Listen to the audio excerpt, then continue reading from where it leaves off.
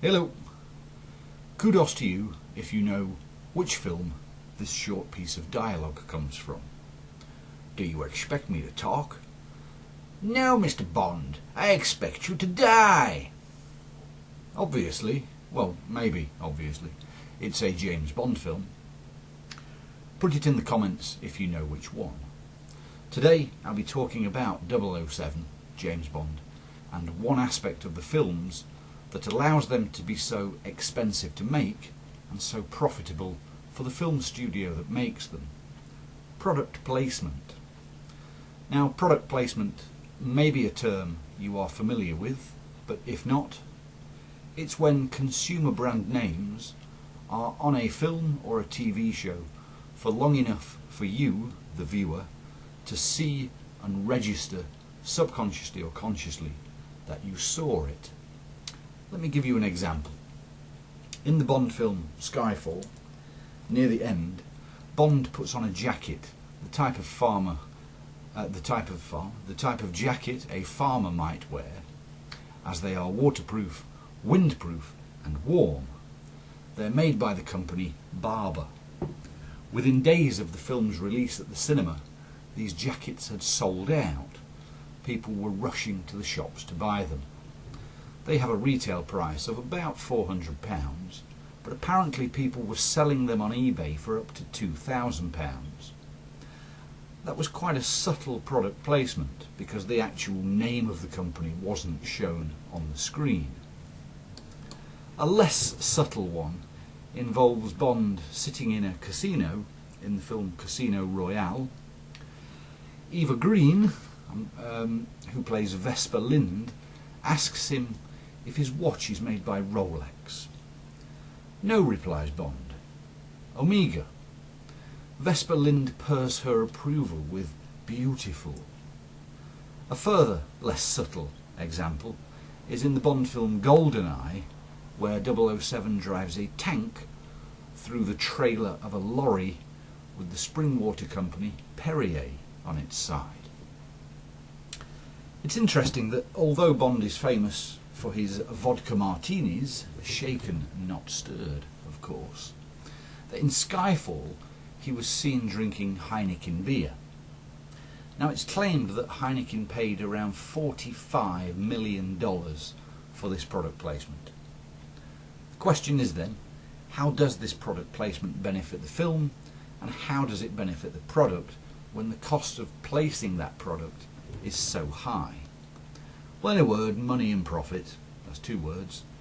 Firstly, for the brand and product. To be associated with a world-famous character such as James Bond, whose films are shown many times over many years in many countries on TV after the initial cinema showing, the initial cost of placing a product in the hands of 007 for just a few seconds pays for itself over time. In fact, it's actually cheaper than creating new adverts every year. And consider that this $145 million in the case of Heineken, this $145 million outlay covers the whole world, whereas TV adverts may need to be adapted to different markets and different countries and different languages.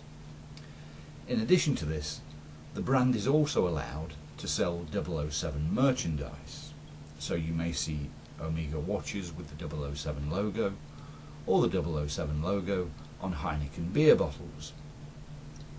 So, yeah, overall, it seems like a pretty good idea if you are the brand to be associated with a film franchise like the Bond films.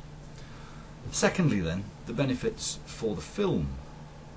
Well, the money received through product placement allows the filmmakers to spend more money making the film. So we have better explosions, better car chases, better locations, better special effects, all of which gives us more excitement and a much better film. Which means, of course, that the public enjoy the film more, so we might then go and buy the DVD or the Blu-ray to watch at home, thus generating more money. Also for the film, the merchandise that the brands sell, a 007 logo watch or a beer, as I just mentioned a moment ago. These are advertised on TV and in magazines, and this is in effect free publicity for the film. You see the advert for the beer or the watch, and you're reminded that there's a new Bond film coming out soon, so you're more likely to go to the cinema to watch it. Bond movies are particularly lucrative for the brands because the Bond character is synonymous, I guess, with these high quality brands, and of course the fight for good over evil. Bond is always the hero. Men, most men, aspire to be like him, and a lot of women aspire to be with him. 007 is glamorous, so this wide appeal means more sales for the products. Let's look briefly at the last Bond film, Spectre, starring Daniel Craig in the lead role. The film cost a whopping $300 million to make. Marketing for the film cost a similar amount. Much of that is paid for by the brands that have a product placed on the screen. Without the product placement, the film wouldn't be as good because, as I just said, the special effects, explosions, car chases and such like would not be quite as good. So like it or not, product placement is here to stay as a form of advertising. So I hope I've given you some insight into product placement in the film industry there. Just to finish off, I'll give you an example of how this has changed over the last 30 or 40 years or so.